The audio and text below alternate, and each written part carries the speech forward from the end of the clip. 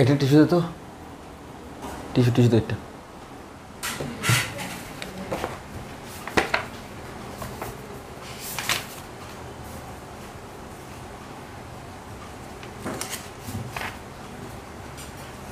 আচ্ছা, আমরা গত ক্লাসে অভিকর্ষীয় বলের বিপরীতে কৃত কাজ যখন পড়াচ্ছিলাম তখন আমরা বারবার একটা কথাই বলছিলাম, W = mgh যে ফর্মুলা, এই ফর্মুলায় এইচ মানে হচ্ছে ভরকেন্দ্রের উলম্ব সরণ। আমাদের W যে mgh এই ফর্মুলা ছিল, এই ফর্মুলায় এইচ মানে ছিল ভরকেন্দ্রের উলম্ব সরণ, ভরকেন্দ্রের উলম্ব সরণ।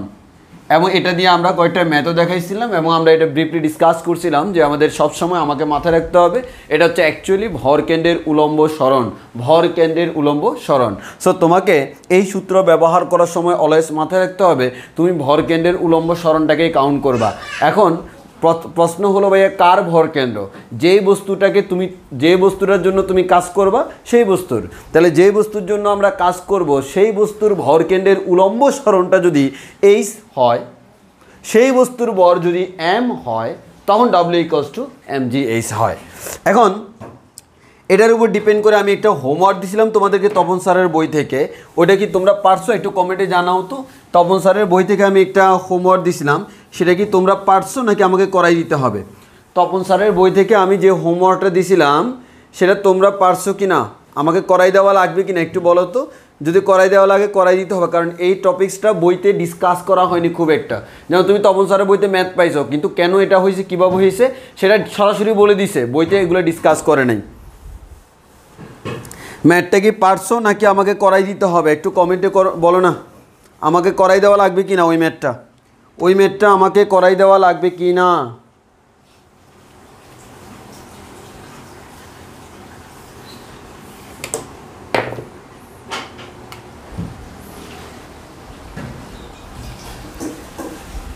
ওই ম্যাথটা আমাকে করাই দেওয়া লাগবে কি না?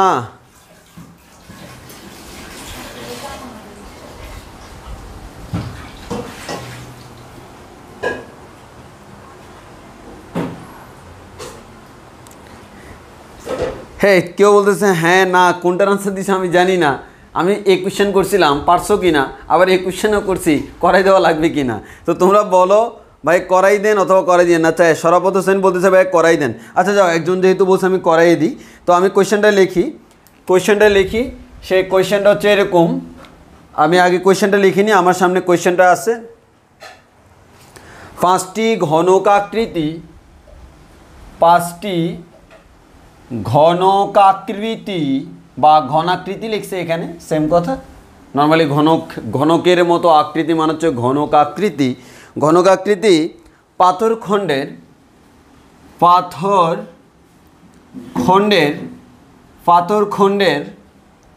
প্রতিটির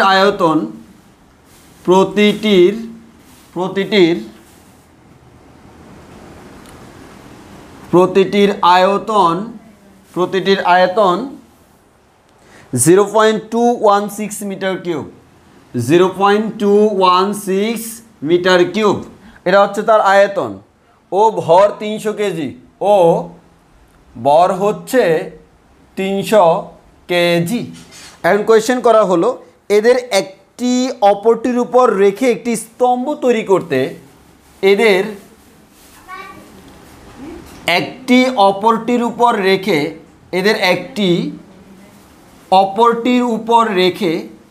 অপরটির উপর রেখে স্তম্ভ তৈরি করতে কৃতকাজের পরিমাণ নির্ণয় করো। স্তম্ভ তৈরি করতে কৃতকাজের পরিমাণ নির্ণয় করো। ওকে, তাহলে আমরা এটা করাই দিচ্ছি, এই ম্যাথটা আমরা করাই দিচ্ছি।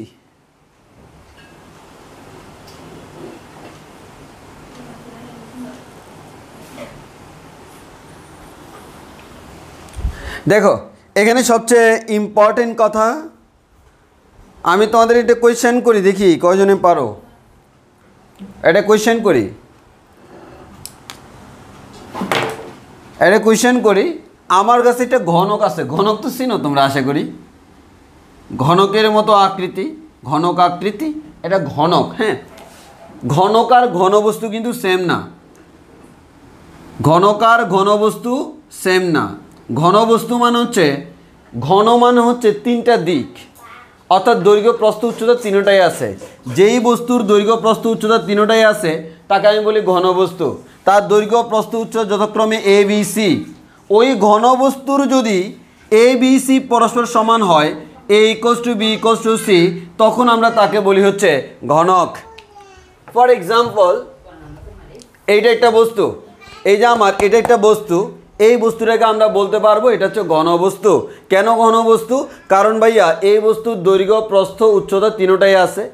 তাহলে আমি যদি দেখি, এটা হচ্ছে উচ্চতা, এটা হচ্ছে আমাদের দৈর্ঘ্য, এটা হচ্ছে প্রস্থ। দৈর্ঘ্য প্রস্থ উচ্চতা তিনটাই আছে, ওই কারণে এটাকে আমরা বলতেছি ঘনবস্তু। এই ঘনবস্তুর দৈর্ঘ্য প্রস্থ উচ্চতাকে আমি এবিসি নামকরণ করলাম। ক্লাস 9-10-এ পড়ছিলা তোমরা। আর যারা কেউ যদি এগুলো না জেনে থাকো, আমি ক্লাস 9-10-এর জন্য এটার উপর ডিপেন্ড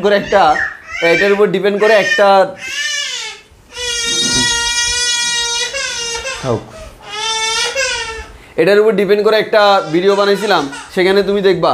ধরো এটা না। আচ্ছা, তাহলে একটু খেয়াল করে দেখো যে দৈর্ঘ্য প্রস্থ উচ্চতা তিনটা যদি থাকে তাকে বলি ঘনবস্তু।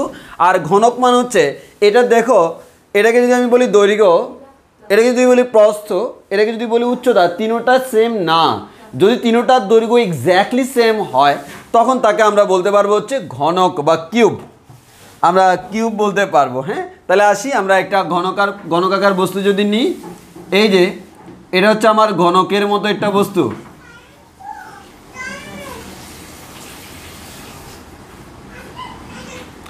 এটার স্পেশাল ক্যারেক্টারিস্টিক্স হচ্ছে এটা দৈর্ঘ্য প্রস্থ উচ্চতা তিনটা সমান। দেখো এই দিকে যদি চিন্তা করি, এই অংশটাকে যদি এ বলি, এই অংশটাও এ এবং এই অংশটাও কিন্তু এ, দৈর্ঘ্য প্রস্থ উচ্চতা তিনটা সমান। তাহলে এই যে ঘনক, এটা হচ্ছে আমার একটা ঘনক। এই ঘনকের আয়তন কত? এই ঘনকের আয়তন সমান হচ্ছে এ কিউব। ঠিক কি না? ঠিক। তাহলে আমরা একটা কথা বলতে পারি না, ঘনকের 3টা বাহু পরস্পর সমান, তাহলে ঘনকের আয়তন সমান তাহলে আয়তন সমান আমরা দেখতেছি হচ্ছে কত ভাইয়া, ঘনকের আয়তন সমান হচ্ছে বাহু কিউব। গণকের আয়তন সমান বাহু কিউব, অর্থাৎ গণকের বাহুকে হোল কিউব করলে আমরা আয়তন পাই। যদি আমার বাহুর দৈর্ঘ্য দেওয়া থাকে আয়তন বের করা যায়। সিমিলারলি আয়তন দেওয়া থাকলে বাহুর দৈর্ঘ্য বের করা যাবে। তাহলে আমরা বলতে পারি গণকের বাহুর দৈর্ঘ্য সমান থ্রাইস রুট ওভার আয়তন। এখানেও আমাদের সেম জিনিসটা দেখো, এরকম ঘনকাকার বস্তু, এরকম অনেকগুলো বস্তু আছে, একটার উপর আরেকটা বসায় বসে স্তম্ভ তৈরি করব।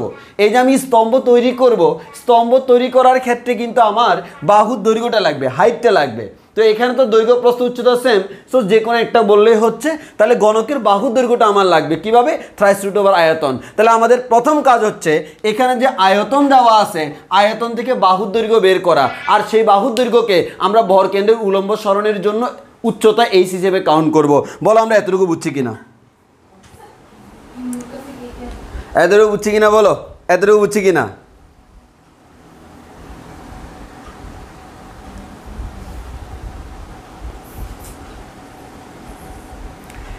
এতটুকু বুঝছি কিনা, এতটুকু বুঝছি কিনা বলো।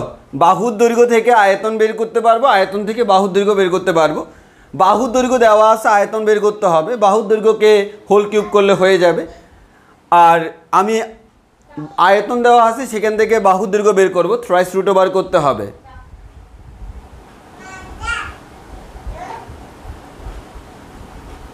হুমে হানি মিম না ভাইয়া, বুঝি নাই, আরও দেরিতে আসিও।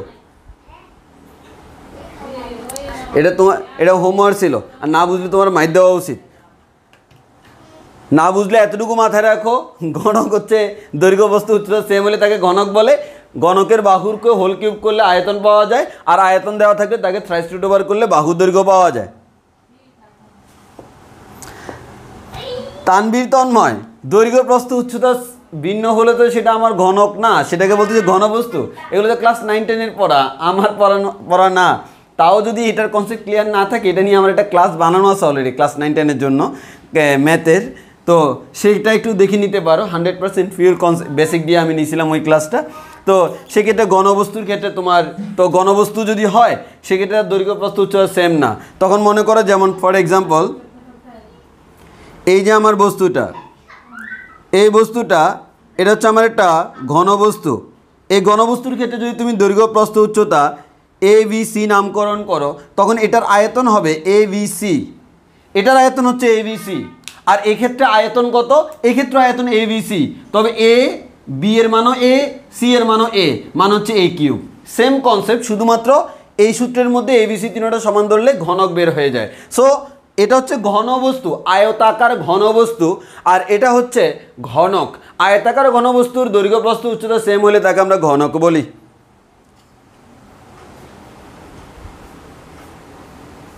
ওকে, এতটুকু আশা করি ক্লিয়ার। তাহলে আমরা সামনের দিকে আগাই, সামনের দিকে আগাই। তাহলে আমরা সামনের দিকে আগাই। এবার এই কোয়েশ্চেনটার আমি আনসার দিই, খুবই সোজা, খুবই সোজা।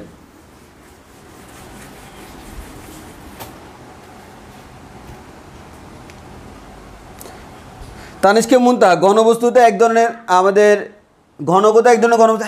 আসলে তো ঘনক তো এক ধরনের ঘনবস্তুই। এই ঘনবস্তুর মধ্যে যাদের ক্ষেত্রে ABC সমান, তাদেরকে আমরা আলাদা করে ঘনক নাম দিচ্ছি। যেমন তোমরা, আমরা সবাই তো মানুষ, আমাদের পরিচয় হচ্ছে মানুষ। মানুষের মধ্যে যাদের মধ্যে আমাদের ফিমেলের ক্যারেক্টারিস্টিক্স আছে তাদেরকে আমরা মহিলা মানুষ বলি, যাদের মধ্যে মেইলের ক্যারেক্টারিস্টিক্স আছে তাদেরকে আমরা পুরুষ মানুষ বলি। কিন্তু কথা হচ্ছে ছেলে হোক মেয়ে হোক সেটা তো মানুষই, জাস্ট লাইক দ্যাট। সেটা ঘনবস্তু হোক আর গণক হোক, সেটা ঘনবস্তুই। তার মধ্যে স্পেশাল যখন বৈশিষ্ট্য ফুটাই উঠছে, এই বৈশিষ্ট্যের জন্য এই ধরনের ঘনবস্তুকে আমি ঘনক বলবো, এই বৈশিষ্ট্যের জন্য এই ধরনের মানুষকে আমি পুরুষ মানুষ বলবো, এই ধরনের মানুষকে মহিলা মানুষ বলবো। এটাই জাস্ট লাইক দ্যাট, বুঝছি কি না?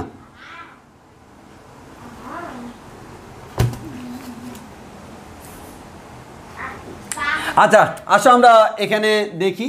তোমাকে বললো 5টি গণকাকৃতির পাথরখণ্ড আছে। হ্যাঁ, এই যে এরকম, এই যে মনে করো এরকম একটা ঘনকাকৃতির, এই যে ওই যে রুবিক্স কিউব আছে না, রুবিক্স কিউব তো অনেকে হয়তো মিলাও, সেই রুবিক্স কিউবটা দেখতে এরকম তুমি দেখবা যে তিনটা সমান। তো একটু খেয়াল করে দেখো, এরকম কয়টা আছে? 5টা। এরকম কয়টা আছে? 5টা।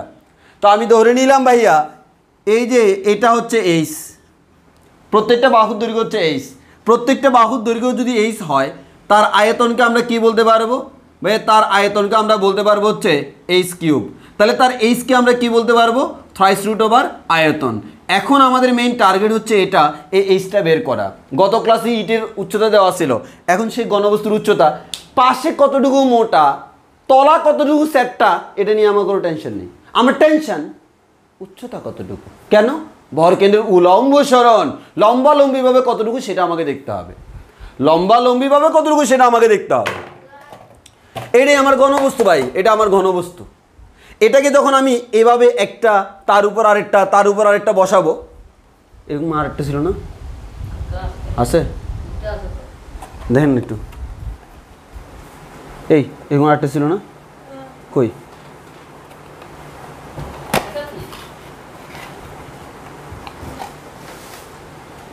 হ্যাঁ পাইছি পাইছি।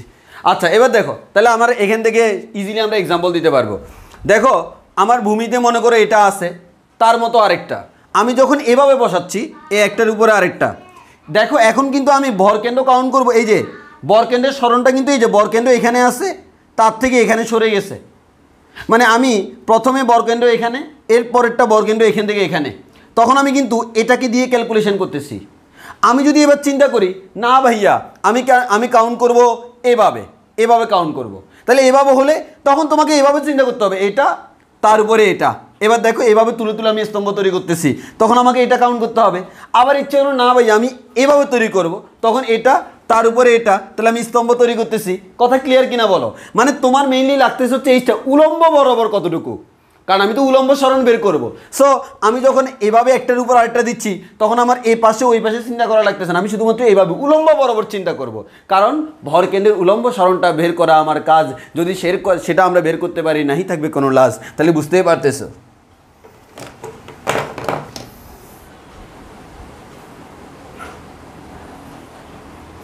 ওকে, তাহলে আমরা এইচটা বের করব। এইচটা আমরা কিভাবে বের করব? এইচটা কিভাবে বের করব? আয়তন দেওয়া আছে 0.216, তাহলে আমরা এখান থেকে বলতে পারবো আমাদের এইচের মান হচ্ছে থ্রাইস রুট ওভার 0.216।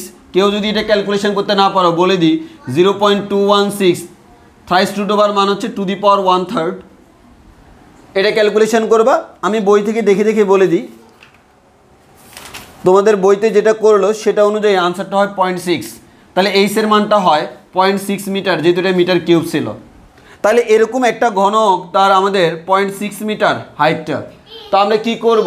এরকম একটাকে আরেকটার উপর তুলে আমরা স্তম্ভ তৈরি করব, তাই তো? জি ভাইয়া।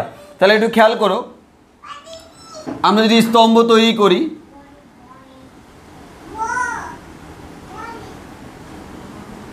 আমরা একটার উপর আরেকটা দিয়ে স্তম্ভ তৈরি করব। তাহলে একটার উপর আরেকটা দিয়ে যদি আমরা স্তম্ভ তৈরি করি,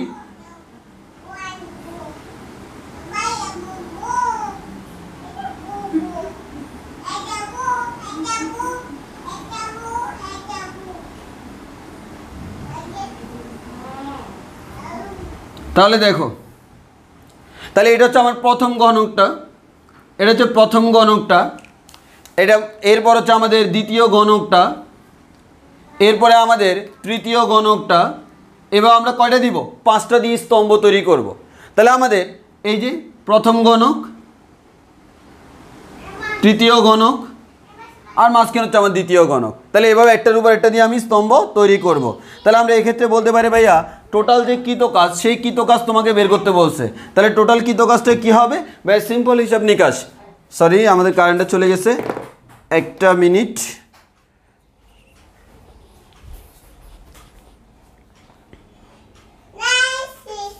ওকে, আচ্ছা আর কোনো সমস্যা নেই।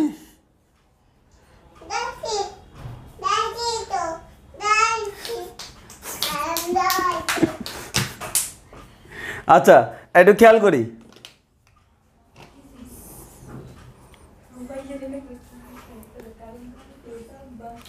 আচ্ছা এখন সব কিছু দেখা যাচ্ছে কিনা একটু বলো, এখন সব কিছু দেখা যাচ্ছে কিনা বলো।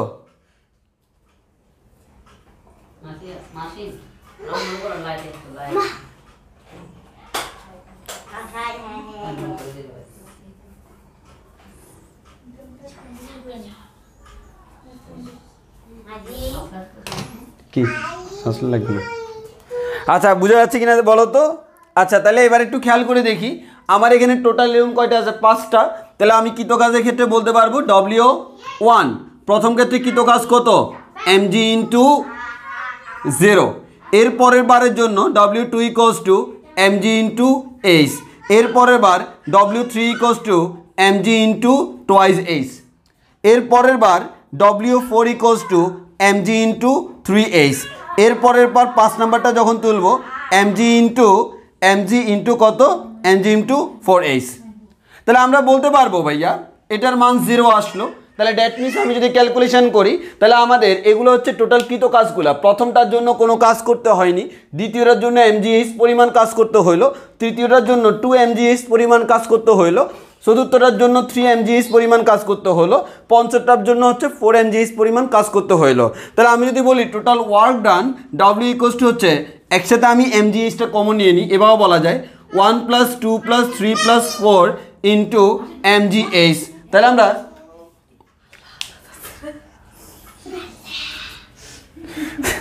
তাহলে আমরা বলতে পারি হচ্ছে W ইকুয়ালস টু 1 + 2 + 3 + 4 মান হচ্ছে 10 mgh। তাহলে আমাদের m এর মান তুমি বসাই দাও, m এর মান বসাই দাও 10 ইন্টু m এর মান বসাই দাও, g এর মান বসাই দাও, h এর মান বসাই দাও। m এর মান আমাদের কত ছিল, m এর মান বলেছিল 300 কেজি, g এর মান 9.8, h এর মান 0.6। ক্যালকুলেশন করলে আমরা আনসার পেয়ে যাব এবং সেই আনসারটা হচ্ছে 17,640 joule, 17,640 joule. And this is our answer. বলো এতটুকু ক্লিয়ার কিনা, এতটুকু ক্লিয়ার কিনা বলো।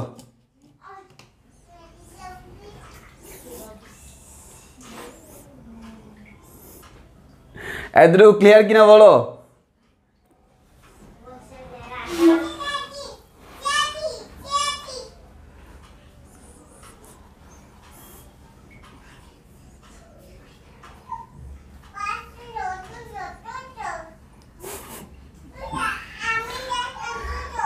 এতটুকু ক্লিয়ার কিনা বলো।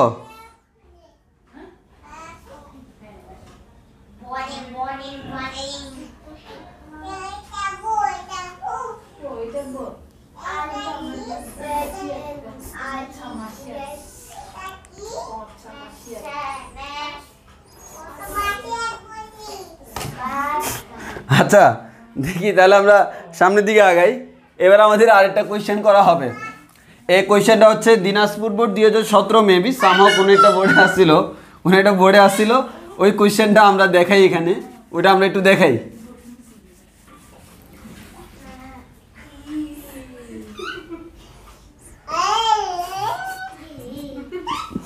আসবি আয় চেট করে দে।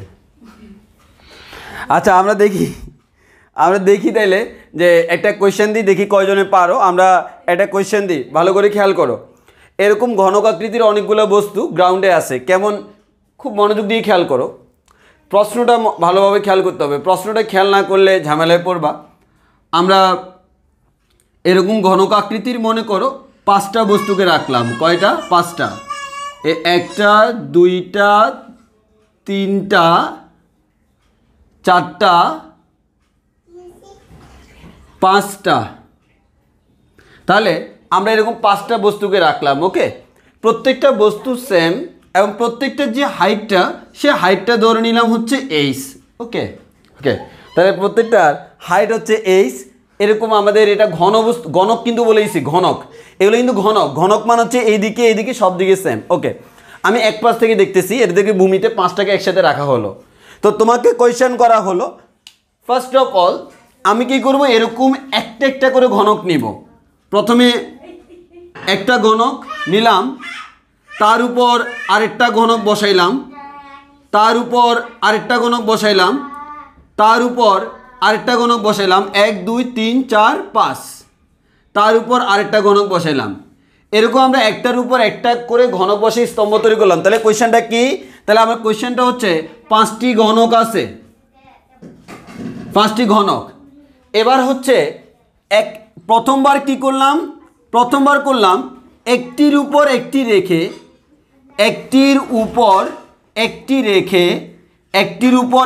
কোয়েশ্চেনটা লিখতে হবে, রেখে স্তম্ভ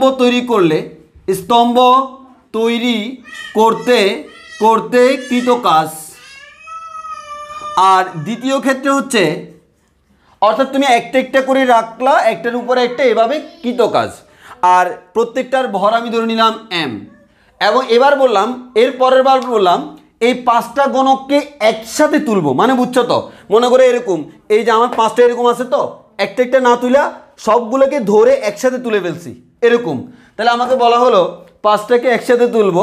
5টাকে যদি একসাথে তুলি, 5টাকে একই সাথে তুলে একসাথে তুলে কৃত কাজ, একসাথে তুলতে কৃত কাজ। তো প্রশ্ন করা হলো কোন ক্ষেত্রে কৃত কাজ বেশি? দেখি আনসার দাও। কোন ক্ষেত্রে কৃত কাজ বেশি? সবাই আনসার দাও। কোন ক্ষেত্রে কৃত কাজ বেশি? আনসার দাও।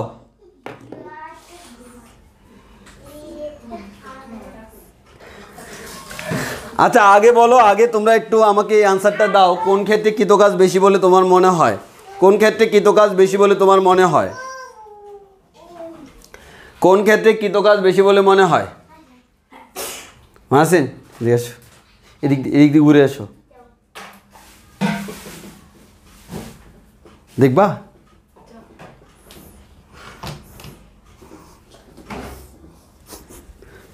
বলো, দেখ হাই বলো, হাই বলো।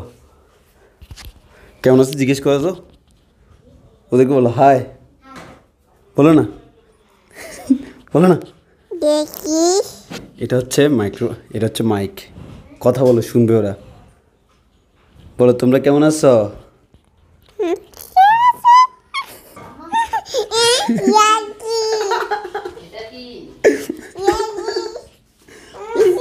না না মুছিও না, মুছিও না, না মুছিও না। এই যে এদিকে জিজ্ঞেস করো, এদিকে এদিকে তাকাও, ওদের জিজ্ঞেস করো তোমরা কেমন আছো?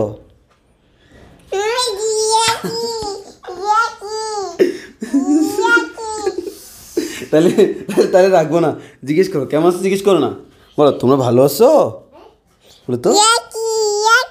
এই যে এদের বলো, দেখতেছে দেখতেছে দেখতেছে, ওরা দেখতেছে। জিজ্ঞেস করো তোমরা কেমন আছো।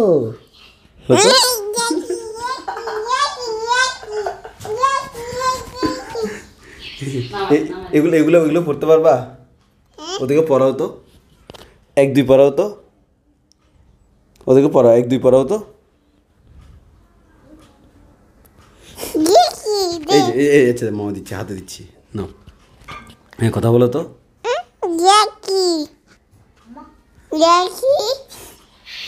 বলো তোমরা কেমন আছো? হ্যাঁ কেমন আছো? ভালো আছো নি? আমি বলতেছি দাঁড়াও। আচ্ছা বলো তোমাদের পড়াশোনা কেমন চলতেছে? আমি বলতেছি তোমরা কেমন আছো? হ্যাঁ হ্যাঁ বলতেছি তো, তোমরা কেমন আছো?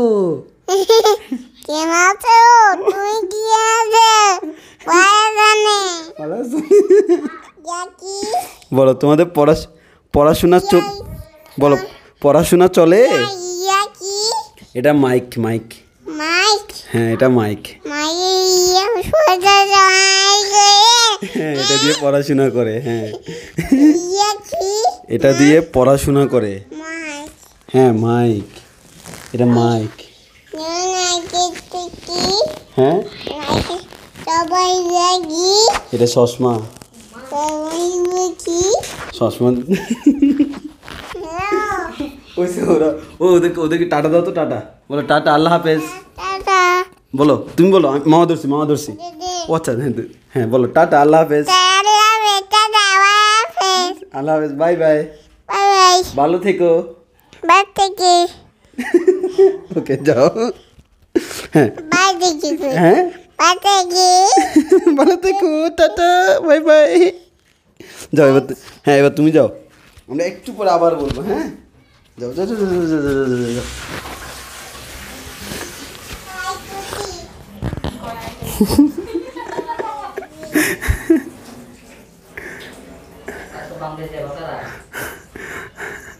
আচ্ছা এটা কয়জনে করতে পারছো? এটা কয়জনে করতে পারছো? কোন ক্ষেত্রে কৃত কাজ বেশি? কোন ক্ষেত্রে কৃত কাজ বেশি?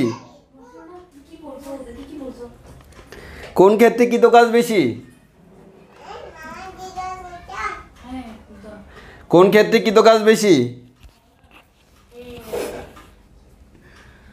কোন ক্ষেত্রে কৃত কাজ বেশি?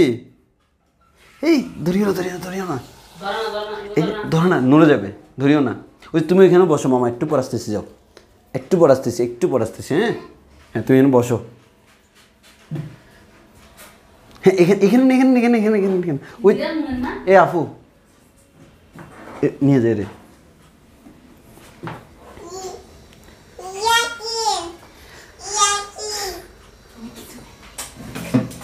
আস্তে, ওই রুমে নিয়ে যা।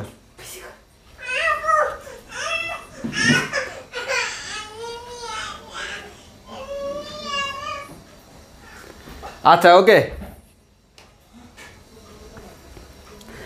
আচ্ছা একটু খেয়াল করে দেখি এবার। হ্যাঁ এখানে কোয়েশ্চেনটা কি জানো, আগের মতো তোমার কাছে ঘনক আছে। হ্যাঁ, তো 5টা গণক আমাদের এরকম পাশাপাশি আছে, আমাদের 5টা গণক আছে। ফর এক্সাম্পল দিস ইজ গণক নাম্বার 1 2 3 4 5, এরকম 5টা গণক পাশাপাশি আছে। তো আমাকে বলা হলো আমি ঘনকগুলো দিয়ে স্তম্ভ তৈরি করব, এরকম স্তম্ভ তৈরি করব। তো আমি স্তম্ভগুলো তৈরি করার ক্ষেত্রে 1 নম্বরে বলা হলো তুমি একটার উপর একটা রেখে করবা। যেমন প্রথমে এখানে রাখলা, 1 নম্বরটা এখানে রাখলা, তার উপরে 2 নম্বরটা রাখলা, তার উপরে 3 নম্বরটা রাখলা, তার উপরে 4 নম্বরটা রাখলা, তার উপরে 5 নম্বরটা রাখলা। একটার উপরে একটা রেখে রেখে কৃত কাজ। তাহলে প্রথম ক্ষেত্রে একটির উপর একটি রেখে স্তম্ভ তৈরির জন্য কৃত কাজ বের করব। আর সেকেন্ড ক্ষেত্রে বলা হলো মনে করো এই 5টা না, তাদেরকে আমি আলাদা করে না করে, এখানে মনে করো আমার 5টা আছে। হ্যাঁ এরকম আমি একটার উপর একটা না রেখে সবগুলোকে একসাথে মনে করো বেঁধে ফেললাম, বেঁধে আমি সবগুলোকে একসাথে করে উপরে নিলাম। তাহলে দেখো সবগুলোকে যখন আমি একসাথে নিচ্ছি, এর মানে কি 5টা গণক মিলে একটা বস্তুর মতো কাজ করতেছে না? জি ভাইয়া, সেইটাই আমরা জিজ্ঞেস করতেছি। আমাদের সবগুলোকে একসাথে করে খাড়া করাই দিলাম, তাও তো স্তম্ভ তৈরি হলো। তাহলে আমি স্তম্ভ দুইভাবে তৈরি করতে পারতেছি, একটার উপর একটা, একটার উপর একটা, এভাবে। আবার হচ্ছে আমি 5টাকে একসাথে করে দাঁড়া করাবো। কোয়েশ্চেন হলো কোন ক্ষেত্রে কৃত কাজ বেশি? কোয়েশ্চেন হলো কোন ক্ষেত্রে কৃত কাজ বেশি?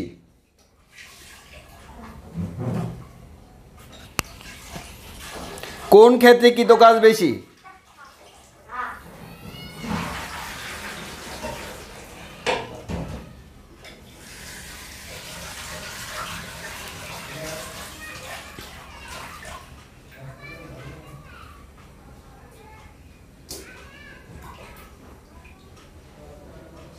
ওকে, তাহলে আমরা দেখি যে কোন ক্ষেত্রে কৃত কাজ বেশি, আমরা দেখি। হ্যাঁ আচ্ছা দেখো, তো প্রথম ক্ষেত্রে যদি আমরা বলি ভাইয়া জিনিসটা জাস্ট লাইক দ্যাট, আমার এটা হচ্ছে ভূমি, ভূমি থেকে ভূমিতে একটা যদি রাখি, আমি যদি এটার হাইট এইচ ধরি, তাহলে প্রথমটার ক্ষেত্রে কৃত কাজ আগের মতো 0। তাহলে কৃত কাজ W equals to mg into প্রথমটার জন্য 0 প্লাস এর পরেরটা যখন রাখবো, আমরা জানি সেকেন্ডটা রাখার সময় এই যে ভূমিতে যখন ছিল তখন তো আমার বরকেন্দ্র এখানে ছিল, বরকেন্দ্রের উলম্ব সরণ হচ্ছে এইচ। তাহলে আমাদের সেকেন্ড ক্ষেত্রে বরকেন্দ্রের উলম্ব সরণ এইচ মান হচ্ছে mg ইন্টু এইচ। এরপরে যখন আরেকটা তুলবো তখন হচ্ছে আমাদের mg into 2h, mg into 2h। এরপরে যখন আরেকটা তুলবো তখন হচ্ছে আমাদের প্লাস mg ইন্টু 3h। এরপরে যখন তার উপর আরেকটা তুলবো তখন আমার হবে mg ইন্টু 4h। এখন সবার থেকে mgh কমন নিলে আসবে 1 + 2 + 3 + 4 into mgh, that means 10 mgh। আমি কোনো মান দিই নাই, মান দিলে মানটা বসাইতে হবে। তাহলে প্রথম ক্ষেত্রে কৃত কাজ এক্স্যাক্টলি সেম এস আমাদের প্রিভিয়াস ম্যাথের মতোই সেম। তাহলে আমাদের কৃত কাজ হচ্ছে W = 10 mgh। এখন আমি দেখব পুরোটাকে একটা বস্তু কল্পনা করে যদি আমি এরকম স্তম্ভ তৈরি করি, সেই ক্ষেত্রে কৃত কাজ কত সেটা আমরা দেখব, দেন আমরা কম্পেয়ার করতে পারবো। তো আমি প্রথম ক্ষেত্রে ওয়ার্ড ডান জানি, আমাদের for first case W first case আমাদের 10 mgh। এখন আমাদের আসলো সেকেন্ড কেস মানে হচ্ছে 5টাকে একসাথে করবো। ওকে, আসো আমরা 5টাকে একসাথে করি, কি হয় দেখি। ওকে, কারেন্ট চলে আসছে, আমরা 5টাকে একসাথে করব।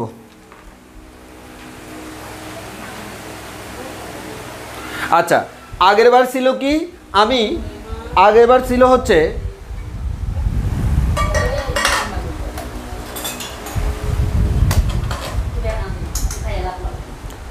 আচ্ছা, আগেরবার আমরা করছিলাম একটার উপর একটা রেখে রেখে স্তম্ভ তৈরি করছি, এবার হচ্ছে পাঁচটাকে একসাথে করে স্তম্ভ তৈরি করছি।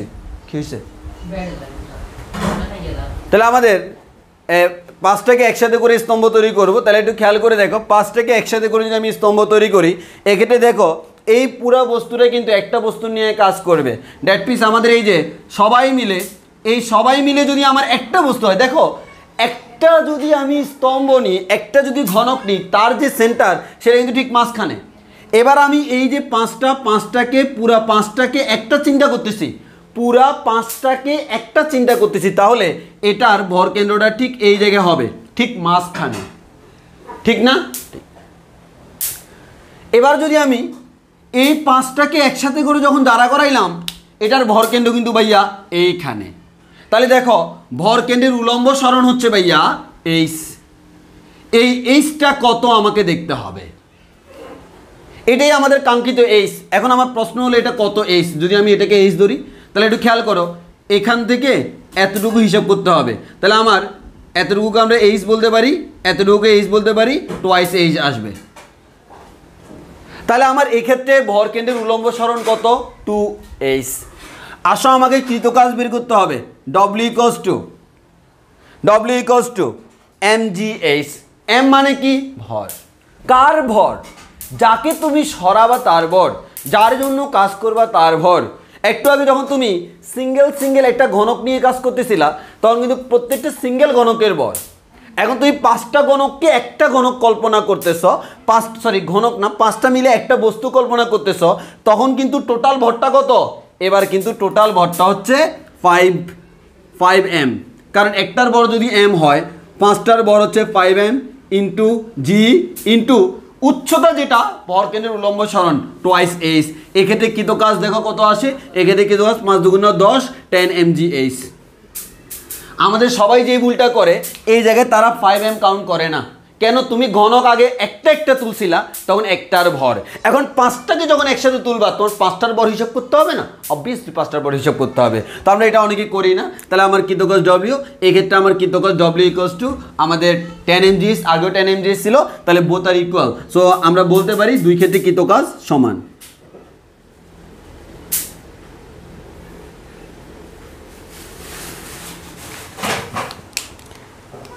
এবার যদি তোমাকে কোয়েশ্চেন করা হয়, কোন ক্ষেত্রে, খুব মনোযোগ দিয়ে খেয়াল করো, কোন ক্ষেত্রে কষ্ট বেশি?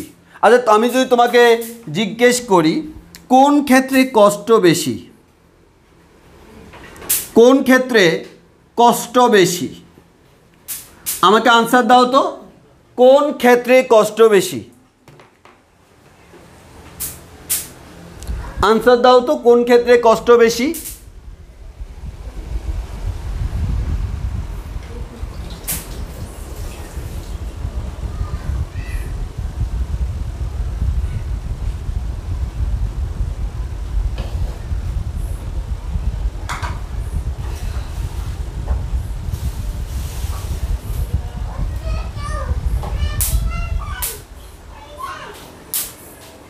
ওকে, কেউ প্রথম বলতেছে, কেউ সেকেন্ড বলতেছে। আমরা এটা HW থাকবে, কোন ক্ষেত্রে কষ্ট বেশি তুমি বের করবা, এবং এটা আমরা পরে করাই দিব,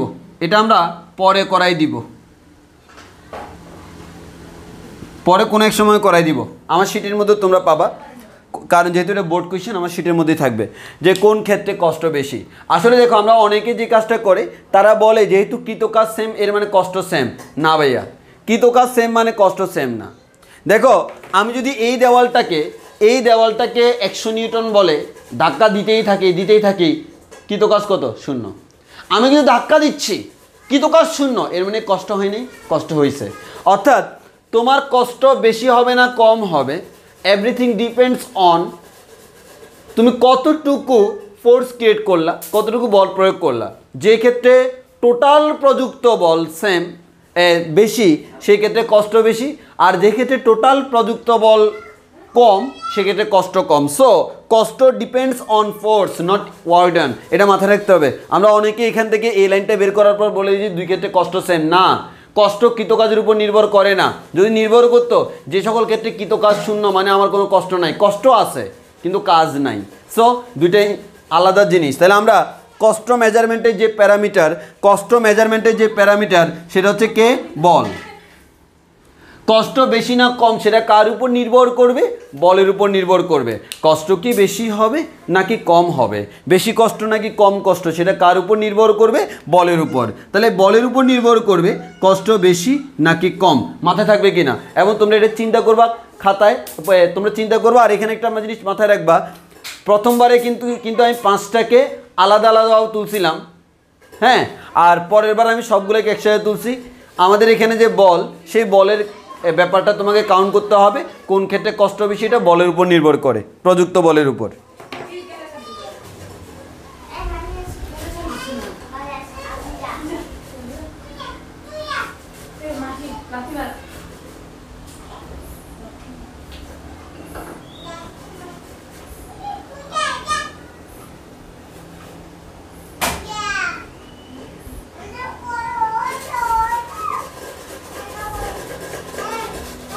এই এতটুকু কনসেপ্ট আমাদের ক্লিয়ার কিনা বলো? এতটুকু কনসেপ্ট আমাদের ক্লিয়ার কিনা? এই আমার ফোন দেখবো, আমার কল দিছে কিনা। হাসান আমার কল দিলে, আমার ফোনে কল দিলে আসবে না, ও ফোন দেখি।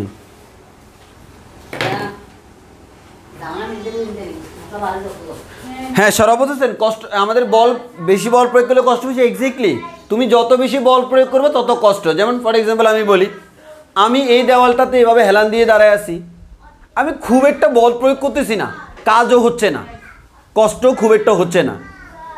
আমি এখন ধাক্কা দিচ্ছি 100 নিউটন বলে, 100 নিউটন বলে ধাক্কা দিচ্ছি, তাও কোনো কাজ নাই, কিন্তু আমি 100 নিউটন বল প্রয়োগ করতেছি। এবার আমি জাঁইটটা ধরছি, 1000 নিউটন বল প্রয়োগ করলাম, তাও কোনো কাজ হয়নি, বাট 1000 নিউটন। তাহলে খেয়াল করো কোন ক্ষেত্রে কষ্ট বেশি। যত বেশি আমি বল প্রয়োগ করতেছি তত বেশি আমি কষ্ট পাচ্ছি, কিন্তু কাজ হচ্ছে কি হচ্ছে না সেটা ভিন্ন ব্যাপার।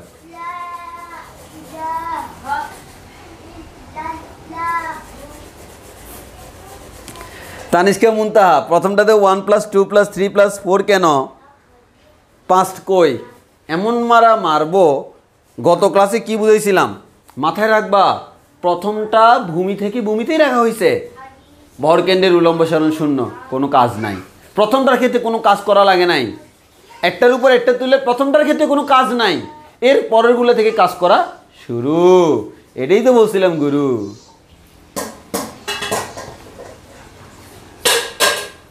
যদি এখনো বুঝে না থাকো, তুমি বাসায় 5 মিনিট কান ধরে দাঁড়ায় থাকবা এবং চিন্তা করতে থাকবা, দেখো যে ঠিকই বুঝে যাবা।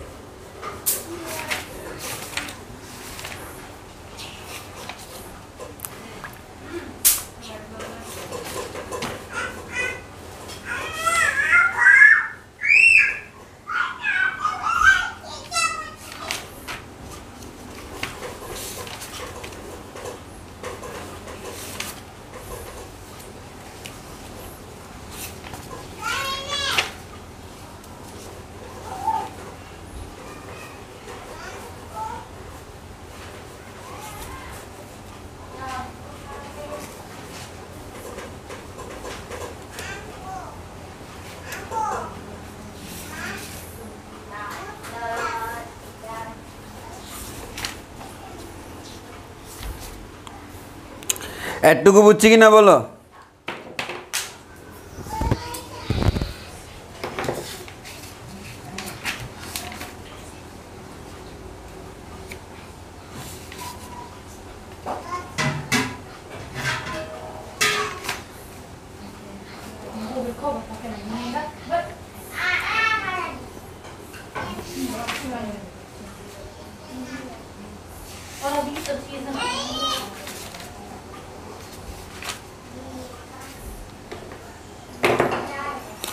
ওকে,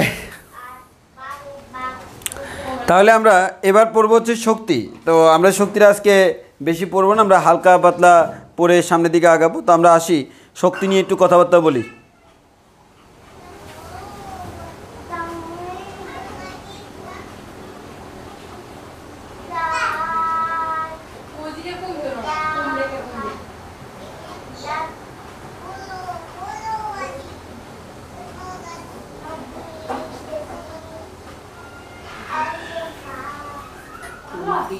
তোর আবার কারেন্ট চলে গেল।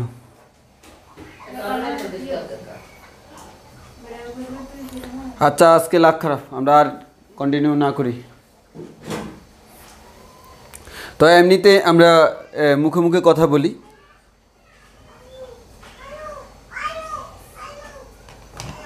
আমরা মুখে মুখে কথা বলি। হ্যাঁ, আমাদের তোমরা তো জানো যে শক্তি জিনিসটা তোমরা পড়ে আসছিলা 9-10-এ। তো আমি মুখে মুখে বলি শক্তি বলতে আসলে আমরা কি বুঝি, তো সেই জিনিসটা আমরা সংক্ষেপে মুখে মুখে বলে আমরা ছেড়ে দিই।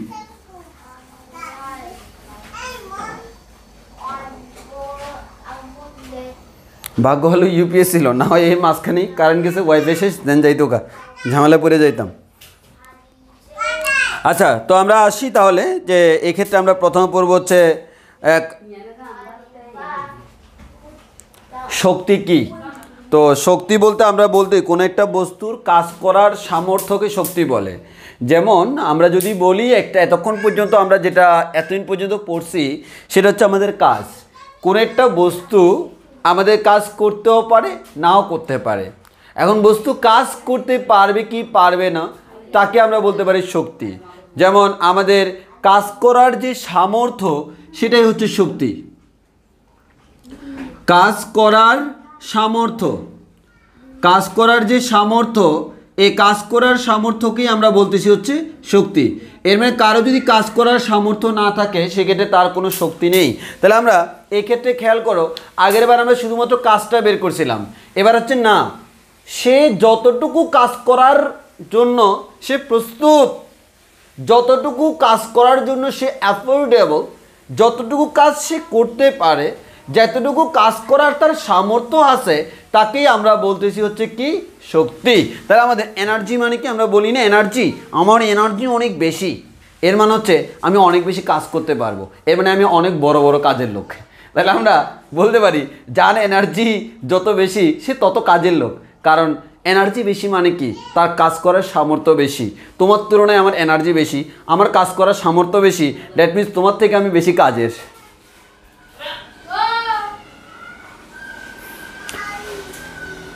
তোমার থেকে আমি বেশি কাজের। এই কাজ করার যে সামর্থ্য, এই কাজ করার সামর্থ্যকে আমরা বলতেছি হচ্ছে শক্তি। তো আমাদের বিভিন্ন ধরনের শক্তি আছে, তার আগে আমরা বলে নিই।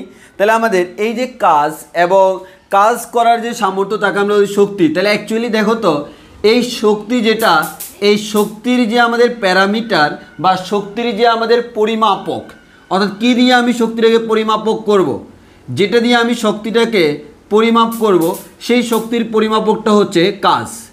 এর মানে কাজ এবং শক্তি দুইটা ভিন্ন জিনিস না, কাজ এবং শক্তি সেম। জাস্ট আমরা বলতেছি তুমি কতটুকু কাজ করতে পারো সেটা হচ্ছে তোমার শক্তি। তাহলে এক কথায় আমরা বলতে পারি কি, কাজ এবং শক্তি এই দুইটা খুবই আলাদা কোনো জিনিস না। তাহলে আমরা বলতে পারি, তাহলে এক্ষেত্রে আমরা বলতে পারি কাজ এবং শক্তি পরস্পর কি সমতুল্য। তাহলে কাজের একক কি জুল, শক্তির একক কি জুল। কাজের মাত্রা যত, শক্তির মাত্রাও সেম। তাহলে আমাদের সব কিছু মাথায় রাখতে হবে। এক্ষেত্রে কাজ এবং শক্তি আমাদের সব কিছু সেম সেম। এবং আমরা জানি কাজের মাত্রা ml² T−2, শক্তির মাত্রা হচ্ছে ml² T−2।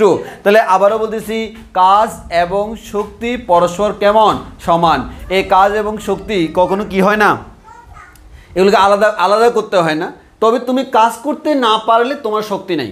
দেখো তুমি কাজ করতে পারো না, এটাকে আমি বলতে তোমার শক্তি নাই, তুমি কর্মদক্ষ না। আর তোমার কাজ করার অনেক সামর্থ্য হয়, তুমি অনেক বেশি কাজ করতে পারো, তুমি অনেক বড় কাজের লোক, তোমার সেক্ষেত্রে তোমাকে বলতে পারি তোমার শক্তি অনেক বেশি। এটা হচ্ছে জাস্ট সিম্পল জিনিস, শক্তিটা কি। আর আমাদের বিভিন্ন ধরনের শক্তি আছে, যে আমাদের শক্তি বিভিন্ন ধরনের আছে, যান্ত্রিক শক্তি, তাপ শক্তি, শব্দ শক্তি, আলোক শক্তি, চৌম্বক শক্তি, বিদ্যুৎ শক্তি, রাসায়নিক শক্তি, নিউক্লিয় শক্তি, সৌরশক্তি, অনেক ধরনের শক্তি আছে। এই যে আমাদের শক্তি, এই শক্তিগুলা কখনো সৃষ্টিও হয় না, ধ্বংস হয় না, শুধুমাত্র এক রূপ থেকে অন্য রূপে রূপান্তরিত হয়।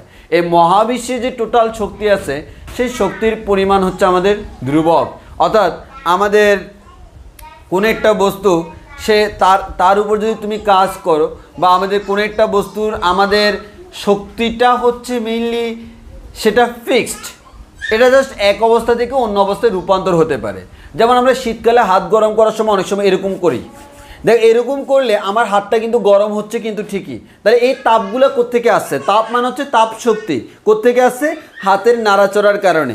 এই হাতের যে এরকম এরকম করলাম এটাকে আমরা বলি যান্ত্রিক শক্তি। তাই যান্ত্রিক শক্তি তাপ শক্তিতে ঠিকই রূপান্তর হয়েছে। আমার বাল্ব জ্বলতেছে, এই বাল্বটা যে আমাদের জ্বলে, কেন জ্বলে? কারণ বাল্বের ভিতর যে ফিলামেন্ট আছে সেই ফিলামেন্টটা যখন অনেক বেশি উত্তপ্ত হয় তখন সেখান থেকে আলো বের হয়। সেগুলো আমরা এই সেকেন্ড ইয়ারে তাপগতিবিদ্যা অধ্যায়ে পড়বো, প্রথম অধ্যায়। তো বুঝতেই পারতেছো এক শক্তি অন্য শক্তিতে কি হয়? রূপান্তরিত হয়। তাহলে এটাকে আমরা বলি শক্তির সংরক্ষণশীলতা সূত্র বা শক্তির নিত্যতা সূত্র। এবার আসো, এই শক্তির মধ্যে অন্যতম ইম্পর্টেন্ট একটা শক্তি হচ্ছে যান্ত্রিক শক্তি। যান্ত্রিক শক্তি, এই যান্ত্রিক শক্তিটাকে আবার দুইটা ভাগে ভাগ করা হয়, অর্থাৎ যান্ত্রিক শক্তির বাস্তব রূপ দুইটা, একটা হচ্ছে গতিশক্তি আর একটা হচ্ছে বিভব শক্তি বা স্থিতিশক্তি। এগুলো তোমরা 9 10-এ পড়ছো, কিন্তু তোমরা সূত্রও জানো, বাট সেই সূত্রগুলো এখন আমরা প্রমাণ করবো ইন্টিগ্রেশনের মাধ্যমে, আগামী ক্লাসে করবো, আজকে করবো না, আজকে তোমার তারা আছে। তো তাহলে বুঝতে পারতেছি, তাহলে আমাদের যান্ত্রিক শক্তির দুই রকম, একটা হচ্ছে গতিশক্তি আর একটা হচ্ছে বিভব শক্তি। কোনো একটা বস্তু গতি অর্জন করার জন্য যে শক্তিটা তাকে আমরা বলি গতিশক্তি, আর কোনো একটা বস্তু তার অবস্থানের পরিবর্তন করার জন্য, যেমন কোনো একটা বস্তুকে তুমি ভূমি থেকে এই উচ্চতায় রাখলা, সে mg h পরিমাণ কাজ করার সামর্থ্য অর্জন করবে, তাকে আমরা বলি, সেক্ষেত্রে হচ্ছে আমাদের এটাকে আমরা বলি বিভব শক্তি। তাহলে আমাদের এতটুকুই আমাদের আজকে থাকুক, আজকে এতটুকুই থাকুক। কোনো একটা বস্তু, তাহলে আমরা শক্তি বুঝলাম, শক্তি সংরক্ষণশীলতা নীতি বুঝলাম, এর মধ্যে যান্ত্রিক শক্তি বুঝলাম। কোনো একটা বস্তু গতির বা অবস্থানের পরিবর্তনের জন্য যে শক্তি তার নাম হচ্ছে যান্ত্রিক শক্তি। যদি সেই শক্তিটা গতির পরিবর্তনের জন্য তখন আমি তাকে বলি গতিশক্তি, আর সেটা যদি আমাদের অবস্থানের পরিবর্তনের জন্য হয় তখন আমরা তাকে বলি হচ্ছে বিভব শক্তি, তখন আমরা তাকে বলি হচ্ছে বিভব শক্তি। এতটুকুই হচ্ছে আমাদের মেইন কথা।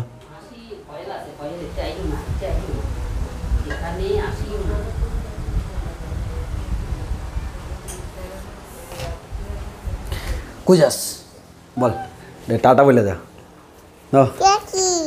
হ্যাঁ টাটা বলে দাও, টাটা বলে দাও, ওদেরকে টাটা বলে দাও। বলো তোমাদের আজকের ক্লাস এখানেই শেষ। বলো তোমাদের আজকে ক্লাস শেষ,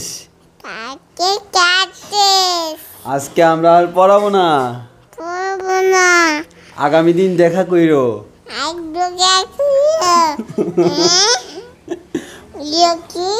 এটা হচ্ছে মাইক, মাইক, হ্যাঁ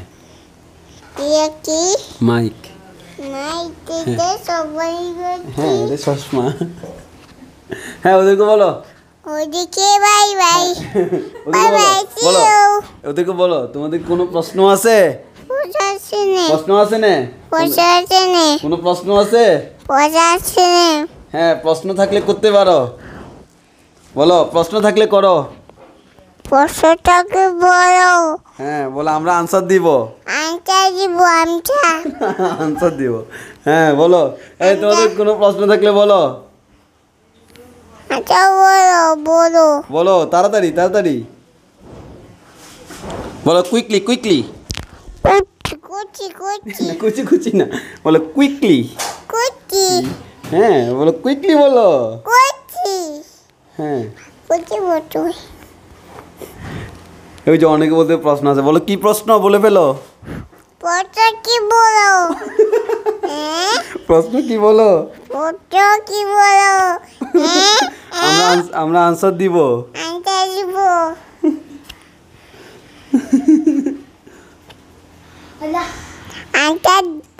হ্যাঁ আনসার দিব। প্রশ্ন কি বলো, বলো। এটা মাইক, হ্যাঁ ক্যামেরা, মোবাইল, হ্যাঁ মোবাইল, মোবাইল, হ্যাঁ এটা মোবাইল। এটা ক্যামেরা, এই যে তোমার জিজ্ঞেস করছো তুমি কেমন আছো, ইয়ে কি ওই তোমার জিজ্ঞেস করছো মাইক হ্যাঁ মাইক মাইক, তুমি কেমন আছো, কেমন আছো ভালো আছো নে তোমার জিজ্ঞেস করছো তুমি কেমন আছো, ইয়ে তুমি তুমি কেমন আছো, তুমি কেমন আছো ভালো আছো নে তুমি কেমন আছো, আন্ডুই বলো আলহামদুলিল্লাহ ভালো আছি, ইয়ে কি হ্যাঁ বলো আমি ভালো আছি, ইয়ে কি হ্যাঁ, এটা মাইক মাইক, বলো আমি ভালো আছি, ভালো আছি হ্যাঁ দাও ওকে, বলো tata bye bye, tata bye bye আসসালামু আলাইকুম, আসসালামু আলাইকুম ওকে টাটা, আল্লাহ হাফেজ। আল্লাহ হাফিজ কোন আল্লাহ হাফিজ